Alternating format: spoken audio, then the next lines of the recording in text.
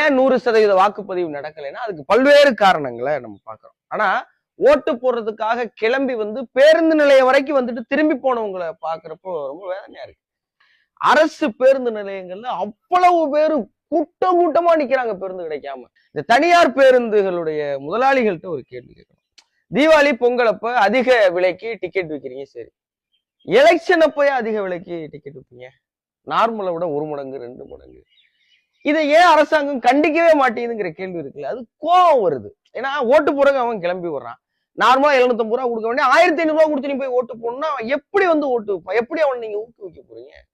மத்த நேரங்கள்ல சிறப்பு பேருந்து அரசாங்கம் ஏற்படுது. இந்த நேரங்கள்ல நிறைய டூரிஸ்ட் பஸ் எல்லாம் இருக்குல்ல, ஏன் அரசாங்க அவைகளை வந்து அன்னைக்கு ஒரு நாளைக்கு சிறப்பு பேருந்துகளா வச்சு ஊருக்கு போறதுக்கு வழிவகை செய்யக்கூடாது?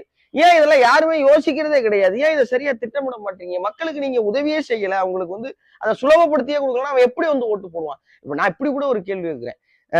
மகளிருக்கு வந்து விலை இல்லாத பயணம், மாணவர்களுக்கு வந்து விலை இல்லாத மடிக்கணினி, இப்படி விலை இல்லாத பல்வேறு திட்டங்கள் இருக்குல்ல.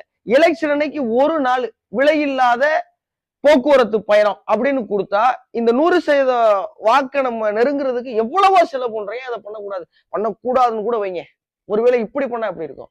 ஓட்டு போட்டுட்டு திருப்பி ஊருக்கு வர்றவனுக்கு அரசு பேருந்துகள்ல பயண கட்டணம் வாங்க மாட்டோம். இப்படி ஓட்டு போடுறதுக்கு ஊக்குவிக்கிறதுக்கு எவ்வளவோ வகைகள் இருக்கு, அது அரசாங்கம் செய்யலாம். ஆனா தனியார் பேருந்துகள் இந்த நேரத்தை பயன்படுத்தி லாபம் ஈட்டுன்னு நினைக்கிறது இருக்குல்ல, ரொம்ப ரொம்ப கண்டிக்கத்தக்கது.